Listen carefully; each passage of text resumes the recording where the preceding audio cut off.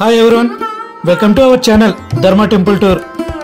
స్వయంభు శివలింగాలలో అతి పెద్దదైన శివలింగం భారతదేశం మొత్తం మీద మన తెలుగు రాష్ట్రంలోనే ఉంది.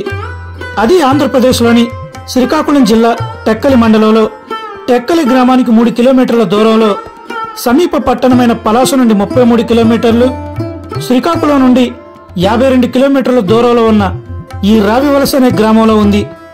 ఇక్కడ స్వామి పేరు ఎండల మల్లికార్జునుడు.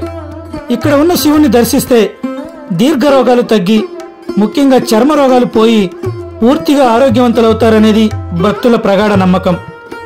55 అడుగుల ఎత్తుగల ఈ అతిపెద్ద స్వయంభు శివలింగం క్రమక్రమంగా పెరుగుతూ ఉండడం వల్ల ఈ శివలింగానికి ఆలయ గోపురం లేదు.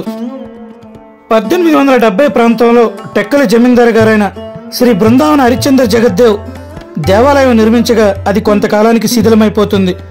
మరి కొంతకాలానికి ఆలయాన్ని నిర్మించడానికి ప్రయత్నించగా స్వామి ఆయనకు కలలో కనబడి తనకు ఆలయం వద్దని, తనను తాకిన ఔషధ గాలి రోగులను తాకి వారికి నయం అవుతుందని, అందువల్ల ఎండైనా వానైనా తాను ఆరుబయటే ఉండడం వల్ల లోక కళ్యాణమని చెప్పడంతో ఆలయ నిర్మాణాన్ని విరమించుకుంటాడు జమీందార్.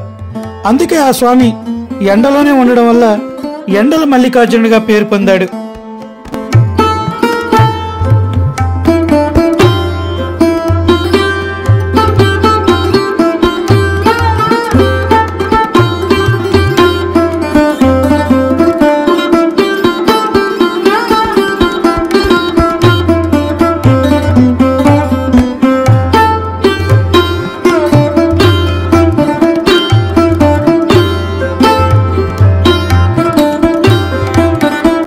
ప్రతి సంవత్సరం కార్తీక మాసంలో ఇక్కడ ఉన్న సీతాకుండంలో స్నానం చేసి భక్తితో స్వామిని కొలిస్తే సర్వ వ్యాధులు నివారించబడతాయని విశ్వసిస్తారు. పర్వదినాలలో మల్లికార్జున్ని దర్శించడానికి ఉత్తరాంధ్ర జిల్లాల నుండి చాలా మంది భక్తులు ఈ ఆలయానికి వస్తారు. అలానే రాష్ట్రం నలుమూలల నుండి కూడా యాత్రికులు వస్తుంటారు.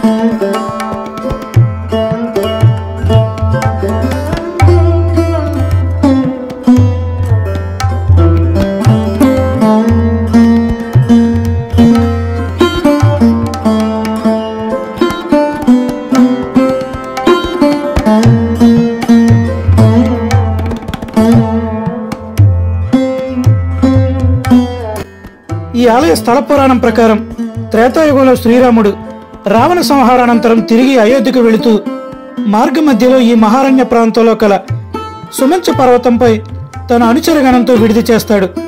తన అనుచరగణంలో ఉన్న సుసేనుడు అనే దేవ వైద్యుడు ఆ పర్వత ప్రాంతంలో ఉన్న ఔషధ సంబంధమైన మూలికా వృక్ష జాతులను చూసి చాలా ఆనందపడతాడు. కానీ చుట్టూ ఇంత ఔషధ సంపద ఉన్నా అక్కడ ఉన్న ప్రజలంతా రోగగ్రస్తులై ఉండడం అతన్ని ఆశ్చర్యపరుస్తుంది. వైద్యుడైన తను ఆ ప్రాంత ప్రజల ఆరోగ్యాలను బాగు చేయడానికి ఏదైనా చెయ్యాలి అని అనుకుంటాడు.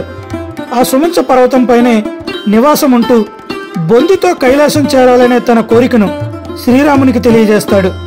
అతని కోరిక నెరవేరాలని ఆశీర్వదించి శ్రీరామచంద్రుడు తన అనుచరగణంతో తిరిగి వెళ్ళిపోతాడు. సుసేనుడు శివుణ్ణి ప్రార్థిస్తూ అక్కడే ఉండిపోతాడు. కొంతకాలం తర్వాత సుసేనుడు ఎలా ఉన్నాడు అని క్షేమ సమాచారాలు తెలుసుకురమ్మని హనుమంతుడిని పంపిస్తాడు శ్రీరామచంద్రుడు. హనుమంతుడు సుమంచ పర్వత ప్రాంతానికి వచ్చి చూస్తే అక్కడ సుసేనుడు కనిపించడు. అతని కళేబరం కనిపిస్తుంది.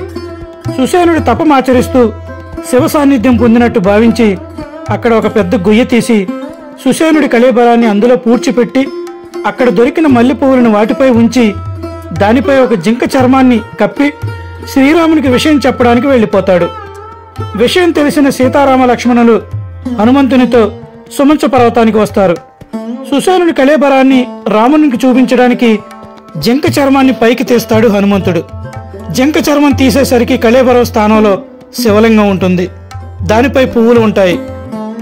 సీతారామ లక్ష్మణులు పక్కనే ఉన్న కొలంలో స్నానం చేసి శివలింగాన్ని పూజించడం ప్రారంభించగానే ఆ శివలింగం క్రమక్రమంగా పెరుగుతూ ఆ ప్రాంతంలో ఔషధ మూలికల సువాసనలతో కూడిన గాలి ఆ శివలింగాన్ని తాకి మళ్ళీ ఆ గాలి వీచినంత లెక్క అందరికీ అనారోగ్యాలు పోయి లింగం నుండి ఒక తేజస్సు రావడం గమనిస్తారు.